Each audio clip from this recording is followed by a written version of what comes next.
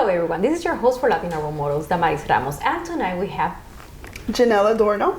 Janelle Adorno, and her partner in crime is Janacy, so Janacy, so it's hard, but I got it now.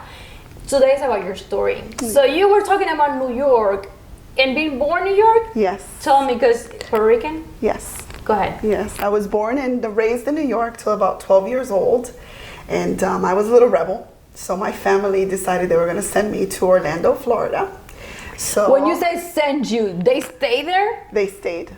Who you came here for? I came with my mom's friend who was a military sergeant. I think it's funny. And I lived 1 year in her house. How was that? It was structure and it was discipline that I needed, because at 12 I was doing the wrong things. So you were going to school here, everything. I was going to That was your house for a whole year. That was my house for 1 year. Aren't you grateful for that? I'm grateful for it today. Now, I didn't understand back then. I was like, how can my parents send me away? But it needed to happen. If not, I probably would have gotten lost. Especially because it was a friend, it was no family. Yes. That was the hardest part.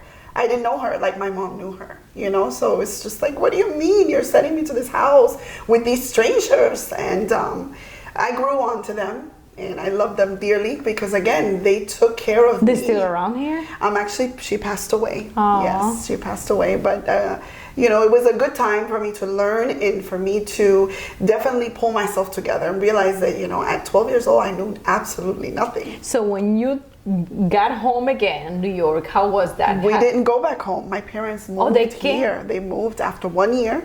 They moved to Florida. And they bought a home here, and they continued to raise us here in Orlando. So how was in New York? What things were you adopting that were not like helping you to be the best person you could be? Oh, well, I thought I could do everything and anything with no permission. It's different there. Taxis, trains, bus, you know, 11, 12 years old. I was doing that, and my mom was just losing her mind. She's like, what 12-year-old gets lost on the train and goes here and there without even asking permission? I mean, again, so if we want a tour guide to New York, we have the best person. Yes, I will definitely be the tour guide. Well, where are you going? You know, I would go to different malls in different places in different cities. And free spirit. Yeah, I just wanted to be out doing my own thing, and I just thought I could. And absolutely not. So Florida back in a couple of years ago wasn't what we know of Florida now. I'm pretty sure that was completely boring. Totally boring. Totally boring. There were still lots of cows and horses, and Piggly Wiggly was the grocery store. I mean, it was nothing like it is today. How was your reaction when you came here? So boring. This is horrible. I don't want to be here. I don't want to be here. It was bad. What area you were Goldenrod, East Orlando. East Orlando. And it was just 2 lanes. And you can do nothing. You can't go anywhere by foot because you would never get there. So, you know, no transportation either when you were so used to move on your own. Absolutely. So a lot of culture, you know, change. Totally. Because I couldn't go anywhere. I had to be closed in that house. So your first language is definitely English. So how do you learn the Spanish at home? I actually learned Spanish when I met my husband, Miguel, that I've been married to for 23 years. We liked each other, and he would only speak to me in Spanish. And I liked him so much that I said, I'm going to learn it. And I learned it. I did. I forced myself to learn because my mother was an ESOL teacher. So in our house, it was just English because that's what she taught the kids. For ESOL, you can only speak English here. So she wanted to make sure you have the perfect English, no accent. Yes. So they move here, you move back with them. Mm-hmm. We lived here, and then I again at the age of 15, I knew Orlando a little bit more, so I started doing things I shouldn't be doing. It was just something in me. I had a void in me, and I felt like I needed attention. So I started getting myself into trouble as well. And then at 15, Mom sent me back to New York. Oh, now you're going backwards. I went back. I lived there for about 6-7 months. I wasn't going to school. I ended up pregnant. And then I came back to Orlando. It was just an on and off thing with me. And again, it was just things that I was dealing with internally. So, you know, it was very hard as I was growing up as a teenager. Did you ever find something during that time that gave you peace of mind, that you were like, if someone is going through that, or their teenager daughter or son is going through that, this helped me?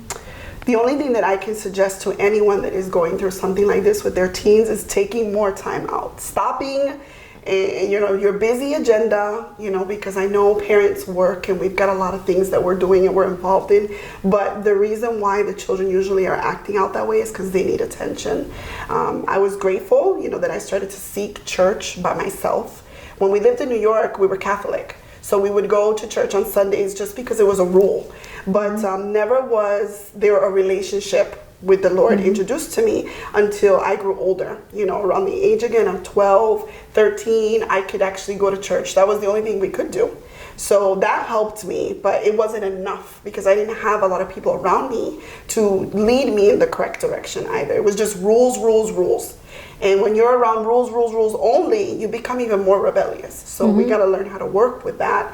So my suggestion is taking time out, talk, and seeking help, getting someone else's advice also in whatever situation is that you're going through. A lot of times parents, they want to do it on their own, and it's hard when you can't understand your child. And the children, sometimes we don't listen to the parents, but we are at that stage. I remember being, like at that age.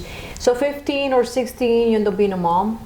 Well, I actually had an abortion, so I went through that process. I wanted a baby so bad at that age. The abortion wasn't something that I wanted. My parents forced it upon me. So it was very hard because I felt like I want this. I want to take care of this baby. What was I thinking? Today, I have no idea what I was thinking. So I had an abortion. And then again, at the age of 17, I was pregnant. And that pregnancy, I hid it from my mom. Because you know that if you I knew her? she would lead me to have an abortion. So already at 18, I had my first son, who today is 24 years old. And I have 3 children now, 24, 20, and 14, 2 girls and a boy. So being still a teenager and a mom, how was it? It was very hard, very, very hard, because I still wanted to do the fun things that everybody else was doing. I didn't get to go to prom. I didn't get to walk down that graduation with everybody else. It was very, very challenging. There was a lot of things that I missed out on because I had to be mom. I had to work 6 weeks after having the first baby. My parents tried to help me, but they also wanted to teach me, you made this bed, so now you need to sleep in it. So that was very challenging for me to have to go out there and become an adult almost overnight because you have to provide for that little one. And, I wasn't doing the right things. So when I met my husband, because that's not his son, he told me, he said, you're going to lose your son because you're just doing so many things you shouldn't be doing. And I think that's what made me fall in love with him, because it wasn't his child. And he was telling me, hey, you need to make a turn for something better. And I did that through him. Yeah. So he definitely helped you to straighten him up. Absolutely. Absolutely. He did. He said, you can't keep doing the things that you're doing and thinking that you're going to be okay. You're going to end up dead. I mean, I really was up to no good with this little boy, and taking him everywhere, dropping him off with different people. When mom would say, no, I'm not babysitting, I would ask anybody to babysit my son. Anybody, literally, because I wanted to go out and have a good time with my friends. And that's one of the missions of what you're doing right now, Absolutely. trying to help young women that are going through situations like that. Yes, that is part of it all, because it's so dear to my heart. It's where I've been, and if I can share with someone my story and help them to come out of the situation they're in, then that's what I want to do. That's what I want to do. When you look back at your life as a teenager, what things you still regret that you have done, that you would like other moms and daughters that are watching the program to learn from? Disrespecting mom. That's one of the things the Bible says, honor.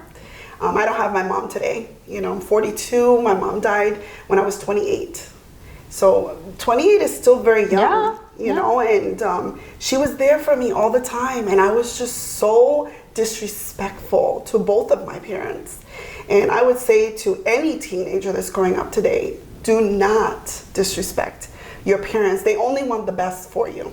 Even though you don't agree with them, they're just trying to help you to be a better person. They're not out to harm you. A lot of times teenagers today think that their parents are the enemy, and we're not. And I see that when I'm raising my own children, my 24-year-old, again, I wasn't doing the right thing. Mm-hmm. So we're dealing with the consequences of that. Everything in life has a consequence.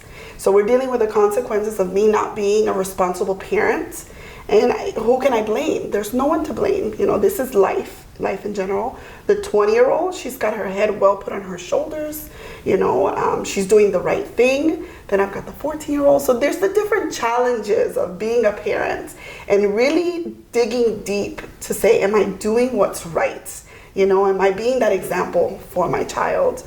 Again, it's a challenge for every parent. There's no perfect parent, but I would say honor your parents. That's my biggest rule of thumb. So life continues, your mom, you got married. What about your other areas in life? Well, I've worked out in corporate America. I've always got really, really good jobs. I've been blessed to have amazing jobs. I went back to school, so I was able to finish my high school, did some college. And now today, I'm actually a founder of an organization, which we'll be talking about. Life experiences were not as bad because today I can use them as a tool to help people. So again, I went through it because I had to go through it. It was a process that was necessary. Taking in consideration your background and your experience, why do you feel is your mission in life? Do you feel that you're accomplishing it? Yeah, my mission in life is to inspire others. I want to be able to inspire others and also equip them.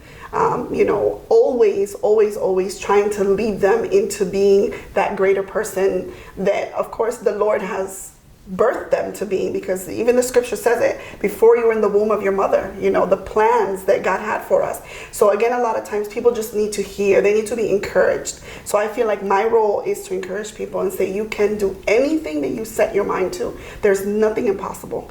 If I went through it and got through it, you can too. One of your roles that you've been having in the community is being a pastor. Yes. Tell me a little bit about that. Challenging.